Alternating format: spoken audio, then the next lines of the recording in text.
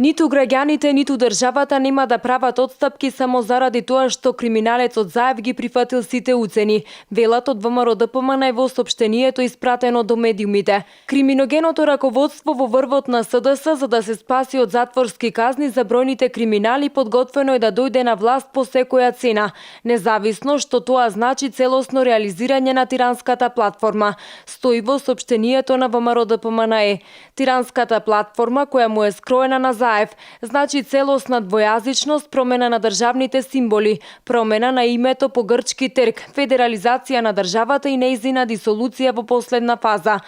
За да се формира влада и за да се спаси себе си од кривичен прогон, Заев молкум ја проголтува секоја антидржавна изјава на Зијадин Села, кој македонците ги прогласи за непостоечка нација, а државните символи на Македонија не ги признава и сака да ги смени.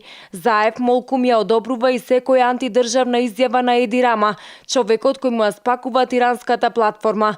Нови парламентарни избори заедно со локалните се најефективното решение за излез од кризата. На тие избори граѓаните ќе имаат реална можност да кажат што мислат за тиранската платформа и планот на Заев да ја редефинира државата. СДС знае дека ќе биде казнет на избори од граѓаните и заради тоа почна и насилно да се пресметува со нив, стои во сопштенијето од ВМРО ДПМН. СДСМ денеска соопшти дека е легитимна мнозинска граѓанска волја и дека брзо ќе се формира стабилна влада со полн легитимитет, што наведува ќе ги заштити граѓанските и државните интереси и ќе обезбеди квалитетен живот и развој на државата. Прво ќе биде избран новиот собраниски претседател, а потоа и новата влада, согласно деловникот, уставот и законите. Трајко Велјановски и Ѓорги Иванов не смеат противуставно и противзаконски да ги блокираат демократските процеси. Тие се должни согласно уставот и законите да возможат мирен трансфер на власта, се вели во соопштенијето.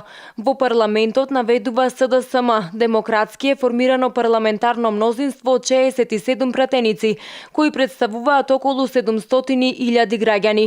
И во Македонија, како и секаде во светот, формираното парламентарно мнозинство е власт бидејќи тоа ја одразува мнозинската волја, а како и во секоја демократска земја во светот, така и во Македонија.